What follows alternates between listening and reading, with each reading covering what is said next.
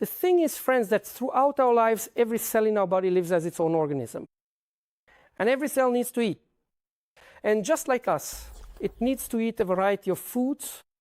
For example, if you eat bread, that's one thing. For the cells in our body, that's glucose. There is almost no waste from bread. The nutrients are absorbed, and there is hardly anything harmful left. But besides bread, sometimes you also need to eat meat. Yes, you need to eat meat. And that's why I know right now I'm really offending those who don't eat meat. But right now I'm talking about the cells. And so for the cells, in order to restore, in order for them to receive not only, let's say, energy resources, but also functional and building materials for the body, that is, structural resource amino acids are necessary. It is precisely from amino acids that the repair of damaged structures in our cells takes place. And that's why, yes, we need meat, or to put it another way, proteins in general. But when proteins are digested in our body, when amino acids are broken down, very often, in fact, not just very often, but constantly a byproduct is formed. The byproduct is waste of nitrogenous origin. And guys, remember this, just remember, aryl nitrogenous compounds always have a strong and pungent smell. Examples of this are camphor, ammonia, and acetone. Think about how acetone smells. It's a sharp odor, and we even use ammonia to revive someone when they need to be brought to their senses. Moreover, acetone has such a strong effect on the sense of smell that even people without a sense of smell, without olfaction, acetone and ammonia still cause irritation, just a purely physiological chemical irritation, a burning sensation. Yes, the smell causes a burning of the mucous membrane and leads to irritation. That's sometimes what brings people who have lost consciousness back to their senses, so to speak. So nitrogen-containing compounds always have a smell. Remember that. And nitrogen-containing compounds are quite toxic, so they need to be removed from the body. In order to remove these substances from the body, our body has developed an organ called the kidneys. These kidneys have the following system. That is, the blood, all the nitrogen-containing compounds, all these unnecessary substances, let me call them salts. By salts, I mean urea, uric acid, creatinine, phosphates, oxalates, and other salts. Don't worry about the fact that there are many of them, there are different kinds of salts.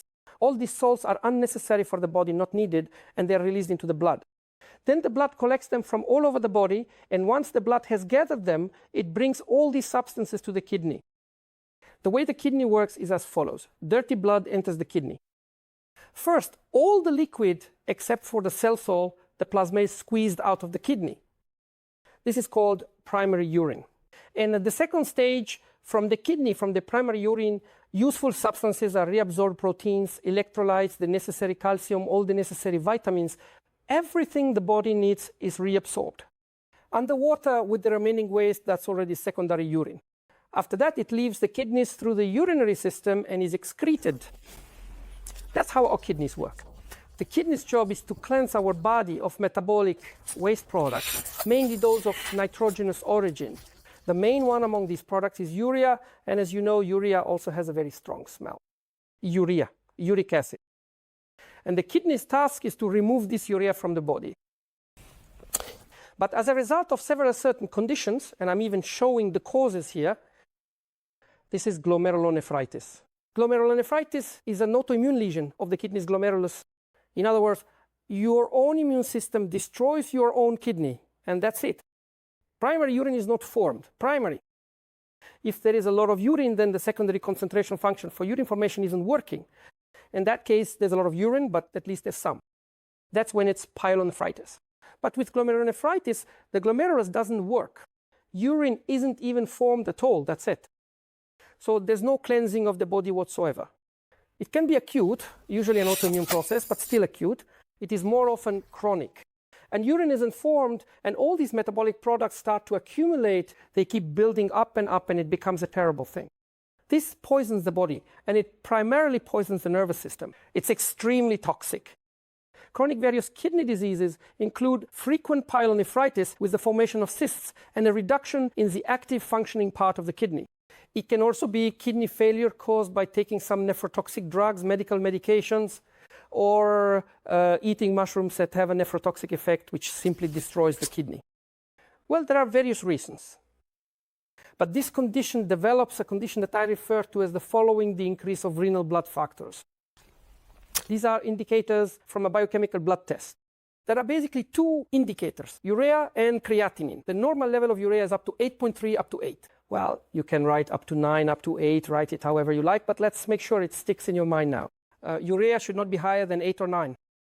And urea is these nitrogenous salts that need to be eliminated. If their levels are elevated, it means the kidneys aren't working. The kidneys aren't working in the most severe form. And the next indicator is creatinine. For men and women, it differs due to the specifics of male and female metabolism. Essentially, it's because of testosterone. Because of this, the muscular system in men is developed a bit differently than in women. And men are, well, how should I put it, more meaty, more muscular. I understand there are exceptions, but overall a hen is different from a rooster. I'm not talking about their appearance, I mean their carcasses after slaughter. And if they're the same age, the hen and the rooster, for some reason the rooster still. Well, yes, there's more body to it. If you take a male and female turkey, the difference is even more drastic, completely different. And that's why, due to testosterone, men develop slightly more muscle tissue. If you look at it overall, not in particular cases, but in general, and that's why the acceptable creatinine level for men is up to 115, and for women it's 97. You know how I would put it? Just keep the numbers 100 and 120 in your head, 100, 120. And remember this, think of it as the norm. This is the normal range, the norm for creatinine. And if these levels, if urea is above 9 and creatinine rises above 120, it indicates that the kidneys aren't functioning properly. They try to treat it, they try taking various medications, diuretics, but those are loop diuretics. They act on the loop, not on the glomerulus itself. They stop the inflammatory process with hormones. For example, prednisone is given for glomerulonephritis. In many cases, it's not possible to achieve any significant effect. At that point, the situation becomes critical. Creatinine levels rise while the normal range is 110, 120. It can reach 1,000, even 1,000. The person, azotemia, the accumulation of nitrogenous compounds in the blood causes severe poisoning.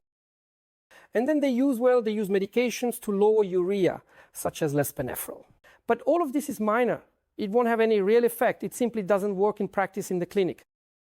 So then there are three options, and all three are bad. Peritoneal dialysis, hemodialysis, or kidney transplantation. Let's start with the last one. Yes, there are cases where when kidney failure develops and the kidneys stop working for one reason or another, a person is given a third kidney transplant above the bladder, while their immunity is artificially suppressed to prevent rejection. In other words, they don't remove one and replace it, they sew in a third, donor kidney taken from someone else. This is very expensive. There's no guarantee it will take. There's no guarantee it will last long. Sometimes it does work, but I wouldn't choose this as a preferred method. Far from everyone can afford something like this. Peritoneal dialysis. Peritoneal dialysis is when a special fluid is introduced into the peritoneal cavity. That is the space between the intestines. There's a special peritoneal space there. The abdomen fills up with this fluid, and then through the mucous membranes of the peritoneum, toxins are simply drawn out into this fluid by osmotic action. Toxic substances are pulled out. Peritoneal dialysis is sometimes performed, although less frequently. Although it does have, that is, this option exists. But still, for people with kidney failure, especially in stages when the kidneys are not functioning at all, the procedure most often performed is hemodialysis. What does it involve? Blood is drawn from a person's vein. Next, a pump moves the blood into a specific machine. It is called a dialyzer. Inside the dialyzer, there is a fluid that, in terms of its osmotic properties, is a hypotonic solution. That is, this dialyzer contains a low level of salts, Meanwhile, the blood passes through the dialyzer, and in a person with kidney failure, the blood is oversaturated with these salts. And so, between these two fluids, the blood and the dialysis fluid, there is a membrane, semiconductor membrane. And then these salts begin to pass through the membrane into this solution, the dialysate. As a result, you can see on the right that the solution flows from the bottom up, while the blood flows from the top down. And as the blood passes through the dialyzer, toxic substances pass through the membrane and continue on into the bottle. This is what is called an artificial kidney machine. And accordingly, this process of hemodialysis takes a certain amount of time during which the blood passes through this dialysis and is purified. At the same time, of course, the dialysate solution is consumed. This procedure is quite expensive. One dialysis session costs at least $100. In many countries, I know that it is provided free of charge for people with chronic kidney failure. Sometimes it is quite difficult for people. You have to stay in one place. This kind of dialysis is usually done 2 or 3 times a week, 2 or 3 times a week. The blood is purified like this. Notably, after the blood exits, it is then pumped back into the vein. The blood is largely damaged in the process. Red blood cells move through our vessels under conditions of maximally elastic vessel walls. And no matter how elastic these devices are, it's not the same. And that's why the red blood cells are largely destroyed. That is, the blood that enters the person's body already contains damaged, destroyed red blood cells. That's why many people develop anemia that doesn't even necessarily involve a decrease in hemoglobin or red blood cell counts, because 2 or 3 times a week, a significant portion of blood has to be taken out of the body and then returned back. Right. So basically, that's how the principle of hemodialysis works. And the scariest thing about the hemodialysis procedure in our medicine is standard unwise approach is the despair. It's despair because people are told they have no chance at all. In other words, you'll be on hemodialysis for as long as you live, but that won't be for long. So don't worry. But over time, the body as a whole begins to break down and poisoning occurs. And for the kidneys to recover on their own well, that's probably never going to happen. That's the biggest tragedy, because I myself have seen several people who, with proper restoration of their kidneys, were able to get off hemodialysis. Interesting, isn't it? Let's figure it out. We need to activate our kidneys. Guys, what I'm saying right now, just take it in. You need to understand it. You need to do exactly what I'm saying and do it the way I say it. And the first rule for solving the problem of kidney failure so that your kidneys start working again is that you need to drink enough water. Your kidneys actually cleanse you with the water that you drink. What do I like about this? People with kidney failure, even those who are on hemodialysis, still continue to produce urine. Maybe not much, but they're still forbidden to drink water. Guys, are you out of your minds? You still need to drink water because it's water that cleanses your body. And what's interesting is when people start drinking water, what happens to them? Yes, because of this, they start to produce urine again, even if it's low in concentration. And at least some of the salts begin to be excreted. That's why it's absolutely necessary to drink water, calculated as 1 liter per 30 kilograms of body weight per day. So for a person weighing 90 kilograms, that means drinking 3 liters a day. I'll tell you right away, your blood pressure will immediately go up because of this. Yes, your blood pressure will go up. You've poured a lot of water into your body, it gets into your blood vessels, but it doesn't get removed from them because your kidneys aren't working well enough. You'll sweat, you'll warm up, but you'll be sweating. That's also a way for fluid to leave the body. By the way, in people with kidney failure, sweat smells like urine. Urea is eliminated by any means possible. But if you don't drink water, it's absolutely impossible to get away from kidney failure or hemodialysis. The second option is to warm up the kidneys. What do you need? You need a mat made of turmanium ceramic. What is tourmaline ceramics? It's a special alloy that is made so that the turmanium ceramic stones emit the same warmth as our body heat.